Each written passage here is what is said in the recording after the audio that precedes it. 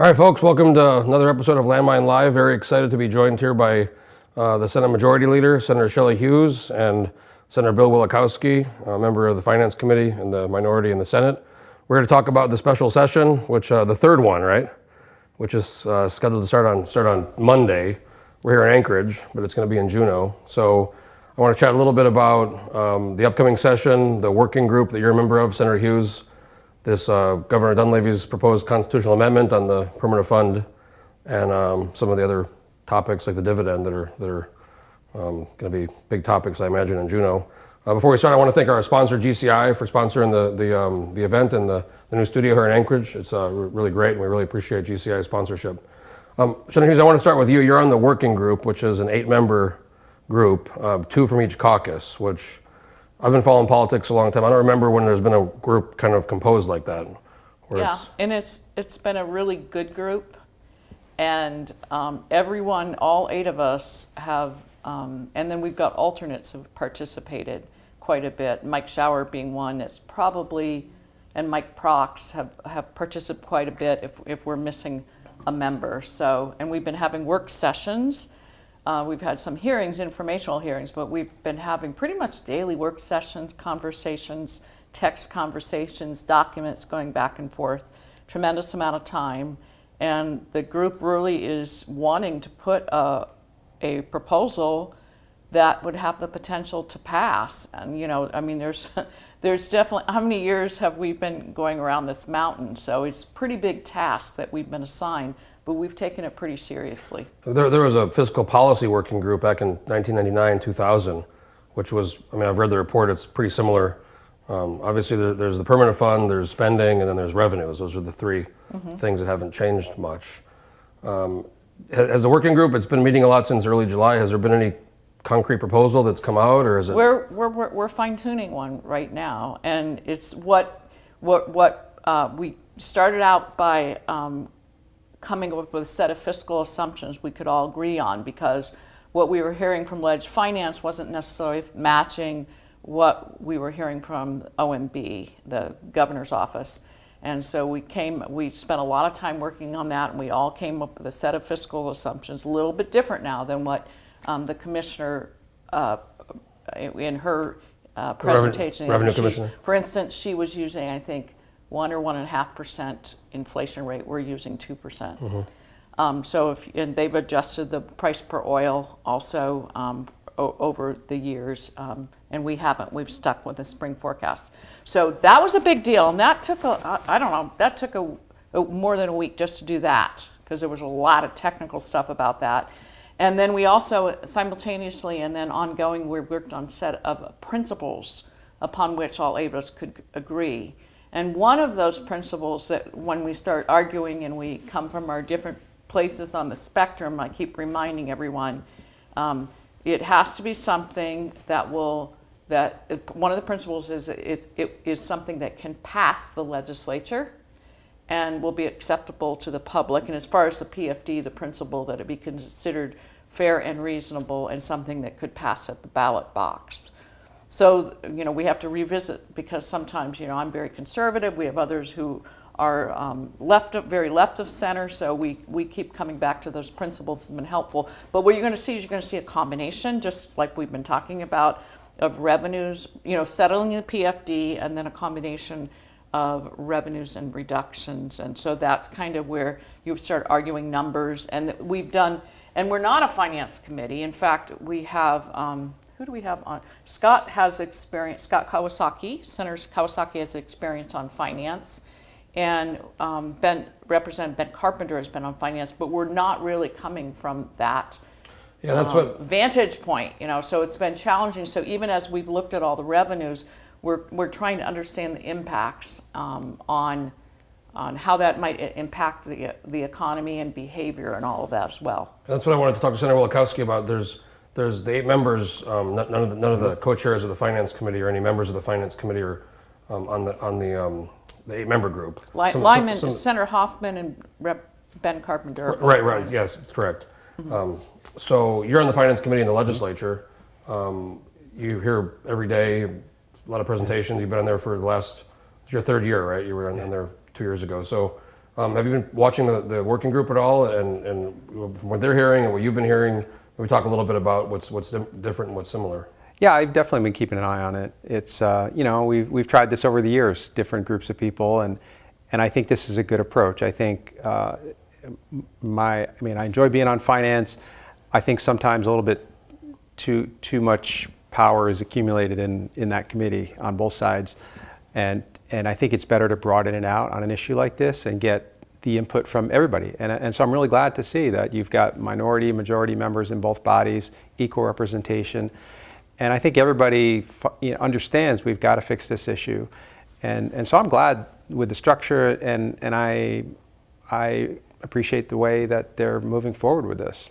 So whatever comes out of the working group, we'll have to still go through the regular legislative process through a bill, either a House bill or a Senate bill, and it'll go before the finance committees and then the whole legislature. So it seems, watching Juneau for the last several years, it seems like there's a lot of tension about these issues of the dividend and the permanent fund, revenues, spending levels.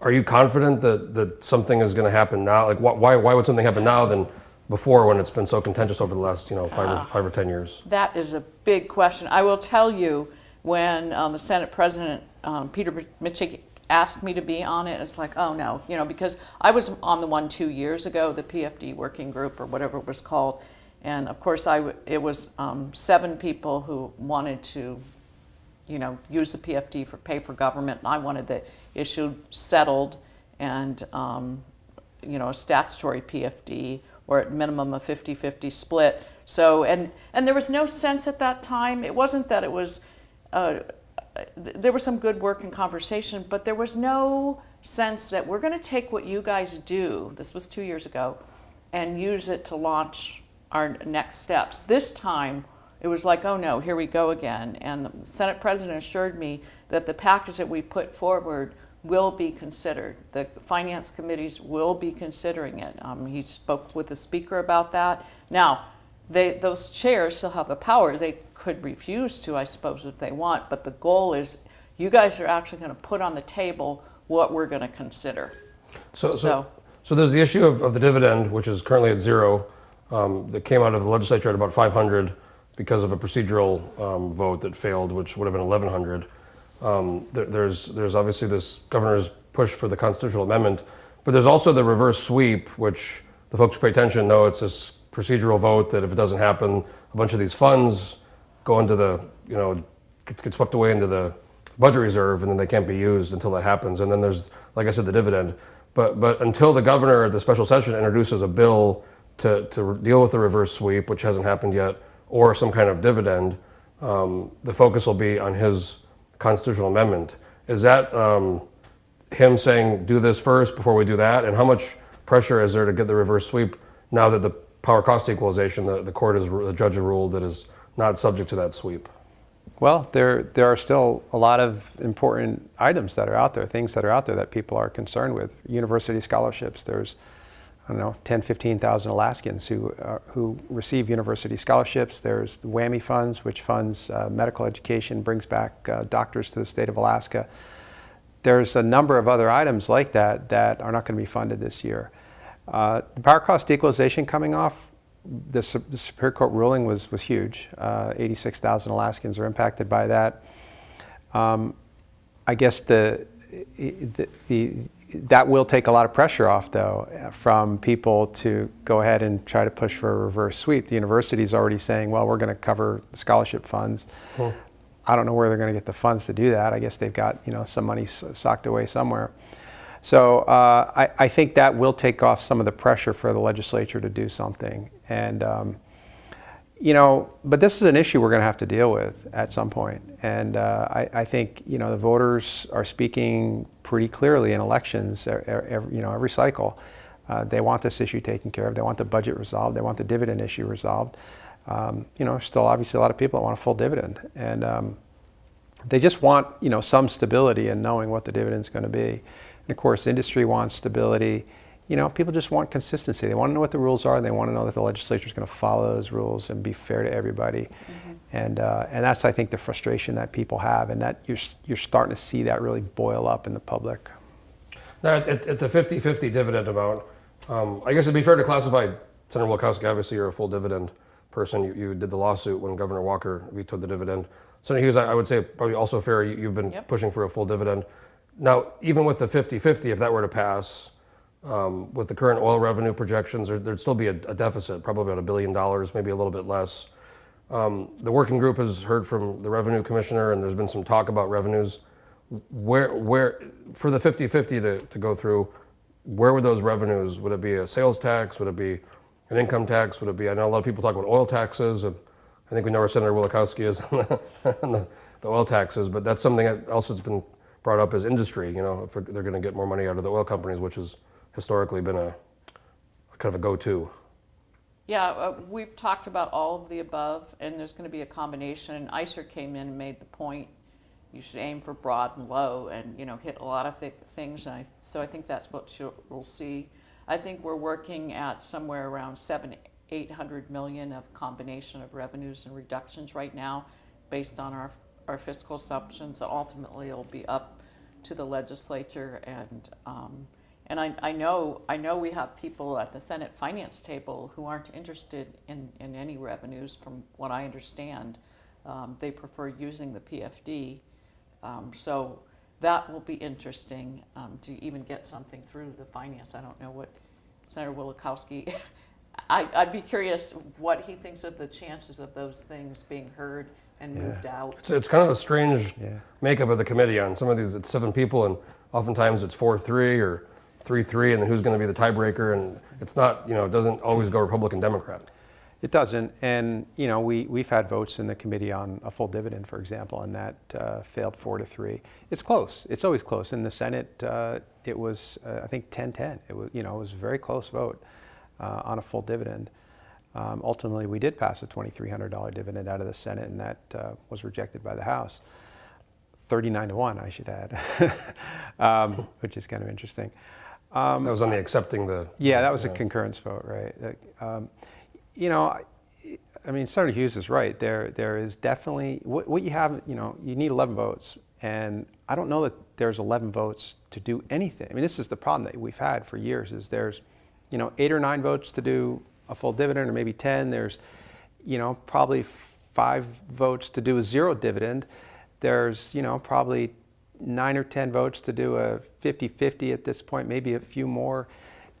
It's just hard to get 11. That's the big problem. And that's it's so fractured. And that's what I wanted to ask, is for this constitutional amendment, it's not 11, it's 14 in the Senate, 27 in the House. And this is, for me, somebody who's been observing this pretty closely, it just seems like such a feat to get to 14 votes on something so comprehensive, which could potentially include new revenues, some kind of spending limit, and some kind of 50-50 dividend or whatever it might end up being. And that's where my concern is with the way the special session is structured.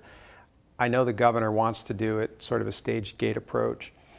My concern with that is if you want 14 votes, which is what you need in the Senate and 27 or 28 in the House to get a constitutional amendment, you need a package. You need something that's going to appeal to the real conservatives. You need something that's going to appeal to the more progressives. You're going to need something that's going to appeal to the moderates. And so it's one of those things where nobody's probably going to get everything they want, but everybody's going to get a little bit something. Mm-hmm. And when you drop just one item on the table and say, fix this first, you take away your negotiating leverage. And this has been sort of an ongoing thing with the governor.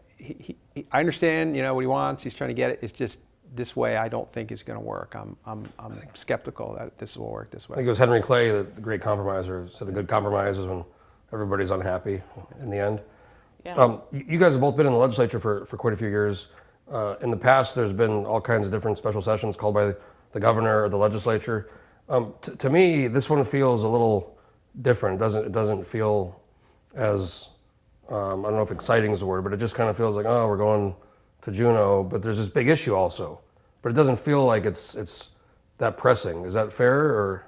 Well, I think it's because it seems like somewhat of a impossible task. Can we get there?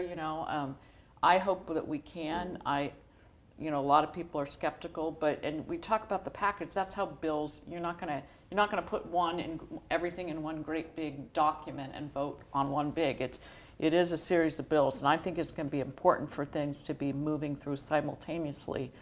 But to me, you kind of have to do the PFD first, because if you don't know what that's going to be, you don't know how to, what you need.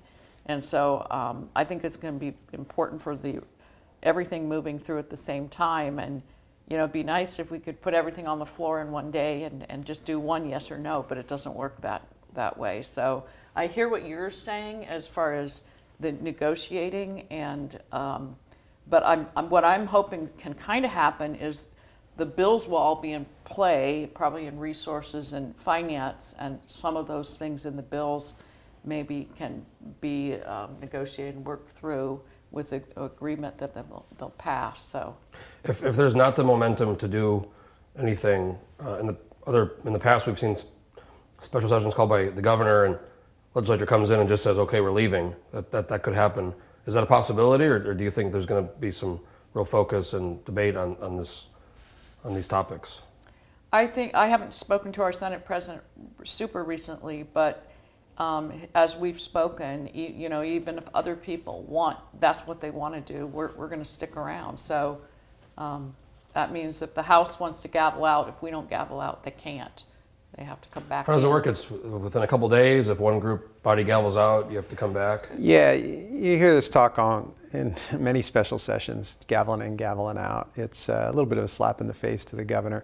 I don't think that'll happen this time around, but I think there will be hearings, at least on the Senate side, and probably on the House side as well. This is an important issue. Dividend is, it's a huge issue.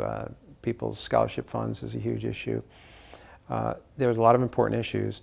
So I think there will be hearings, and the vetoes. I mean, that's the other thing. We've got 5 days on the once they vetoes. gavel in, I believe it's 5 days to vote on veto Right. override. We've got right? 5 days on vetoes, and then to answer your question, going back, it's if one side gavels out, but the other side doesn't, then the other side has to come back within 3 days. So one house, one branch can't just say we're done and go home and leave. They've got to come back within 3 days if the other. And I would body say doesn't. too, as far as negotiating, I think that the governors, I've had a couple conversations with him over the last couple months. I think he's willing to negotiate some of these items, not just what the revenue might but look like, some of the vetoes and things like that. He's willing to have a conversation. He just wants the PFD settled, and gosh, we need to. There's something that just came out. We're 49th again for education out of the 50 states. It's just, we are so wrapped around the axle on this one thing. We're not getting to other important things. How many years have I been working with Senator Tom Begich on the education stuff? I think we're in year 5 or something. And the human trafficking is something that I really think we need to give some attention to. It's like, and we need to settle this for the sake of the livelihoods and the vitality of our communities. We just need to. And like he said, the public right now, the trust and lack of credibility the legislature has, it's not good. And I would think some people going into the election cycle next year might want to think about that, Probably wondering where they're going to end up with the new districts. Yeah, they're going to get redrawn. So one of Governor Dunleavy's suggestions with his new constitutional amendment is taking $3 billion out of the earnings reserve and using it as kind of a tide over until this new plan were to be put in place. The constitutional budget reserve, as you both know, has been drained from its peak of about, I think, $16 billion with the other savings account, the statutory reserve, to about $1 billion right now. Where do you stand on using money out of the earnings reserve that would be more than the 5% draw that the legislature passed in 2018? And if that were to happen, would you worry that the earnings reserve might get drained like the constitutional budget reserve did? Start with Senator Wielechowski.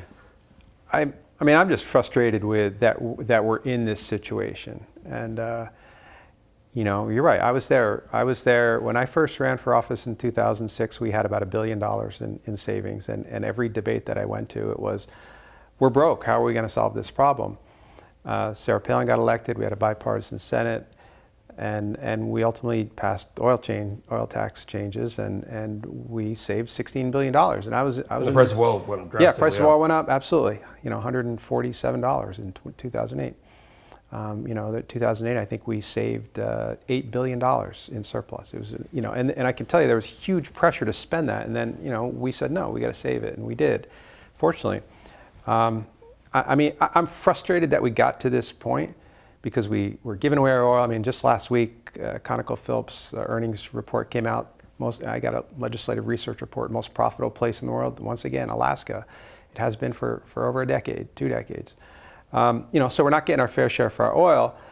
You asked how do you solve the problem? That's how you solve the problem. We refuse to take that up. We refuse to take up the issue of, we've got Hillcorp coming in. I appreciate the work they do, good workers. 0 corporate income taxes. They're paying nothing in corporate income taxes here in Alaska. So you've got these companies coming in here, and they're not paying their fair share in severance taxes. They're paying nothing in corporate income taxes, and people wonder, well, how do we get in this situation? Well, for decades, oil provided 85 to 90% of our revenue. Now we get 15 to 20% of our revenue because oil prices are down. But also, we're giving it away. And it's our tax structure, royalty structure is half of what it is in Texas and North Dakota. So I'm frustrated that we're in this situation. But to answer your question, do you use the earnings reserve? I don't know that we have any other choice. That's the problem. You get backed into the corner, and what are you going to do?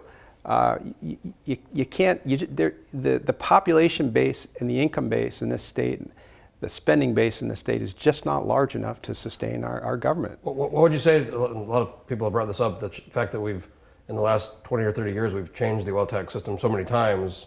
It's a net, it's a gross, there's deductions for this, and there's this, PPT, and then there's the ELF and the ACE, and all these things.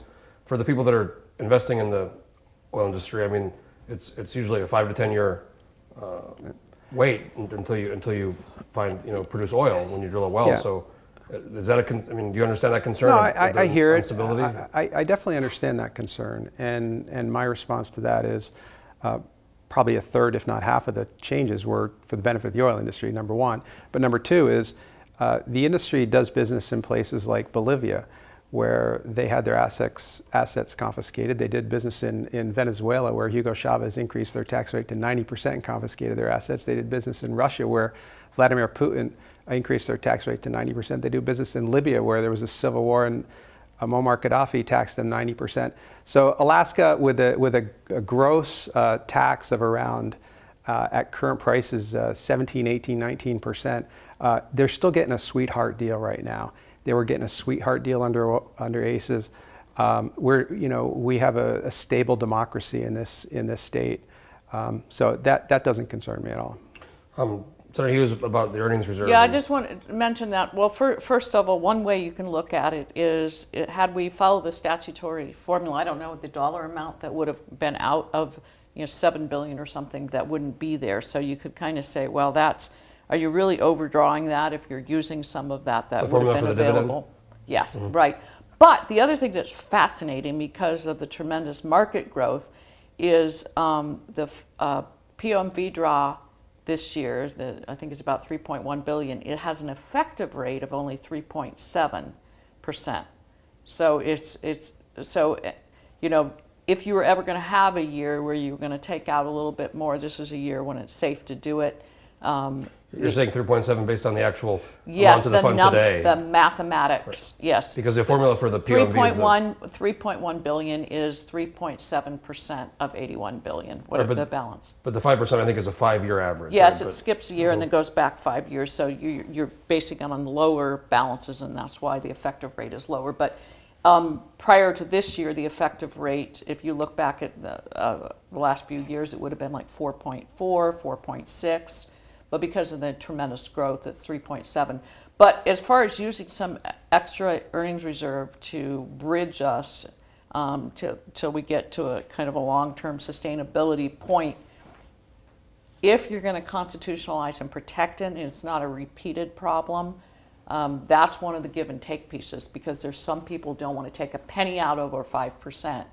But if you would then protect all the earnings too, then there's a trade-off. So some of those people that want to protect it, not take a penny, okay, we might have to take a few pennies now, but then that gets protected, so it's a give and take. So I think that the only other way you can do it is, as Senator Hoffman's talked about, a stair-step approach, where you pay lower PFDs for several years until you get to where you can pay the 50/50. So you have, and I think the public, I don't think that would fly with the public.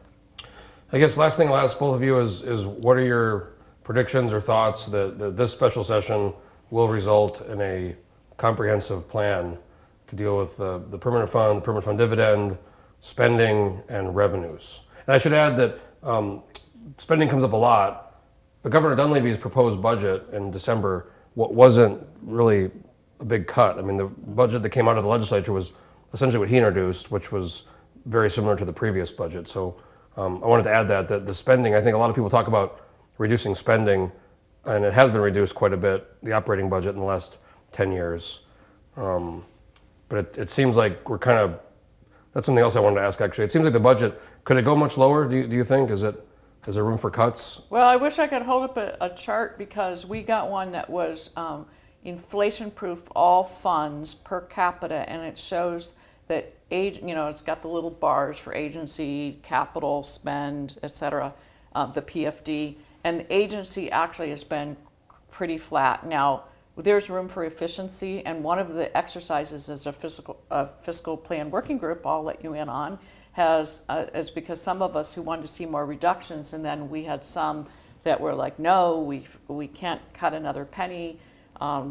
And so what we did is we came up with over 200 million in reductions that do not reduce state services.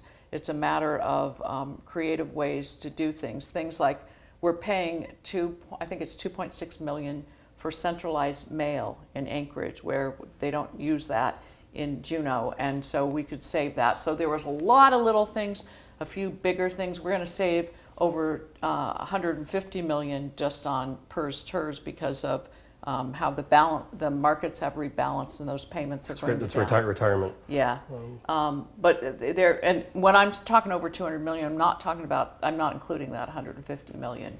So there are a series of things. One thing that we've discovered is that we are the only state that our healthcare providers who participate in Medicaid don't pay a participation fee. That's 120 million. That's a revenue source. That's the max we could charge the various providers. All the other states do that, and then that helps with the match, the state match, draw down the federal dollars. So there's a lot of things that have come up, and I think, are we going to be successful? I think one of the things is you're going to hear discussion of things in committees that you haven't heard officially in committees very much. It's been a lot of just conversations, and I'm just going to give Alaskans a lot to think about. Yeah. Senator Wielechowski, on the spending, and then also your thoughts for how things are going to go in this next session. Yeah, spending, Senator Hughes is right. When you look at per capita, adjusting for inflation, we're where we were in the 1970s. So it's I know there's some people out there, yeah, your budget's bloated. Not according to the numbers that we've all seen.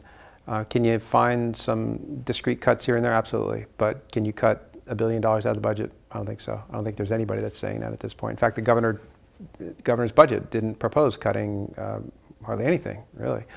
The likelihood of success on all the things you said, fiscal package, I think is low. I think it's very low. I think it'll continue the dialogue, and my big hope is that we'll get a dividend passed, and that will reverse the sweep. That's my big hope, and come back and address the fiscal issues which we need to address. Long-term fiscal plan come next special session, next session in January. So next January. Yeah, maybe. I think that's more likely. Okay, well, Senator Wielechowski and Senator Hughes, I really appreciate you guys coming in. I know you just had a long flight from, I don't know where you came from, Dallas or from Tennessee. Yeah, it's past midnight my body's time right now, but yeah, well, I'm glad you were both able to make time, and good luck. I guess you're probably going to Juneau this weekend, I imagine, pretty quick. So we'll be watching.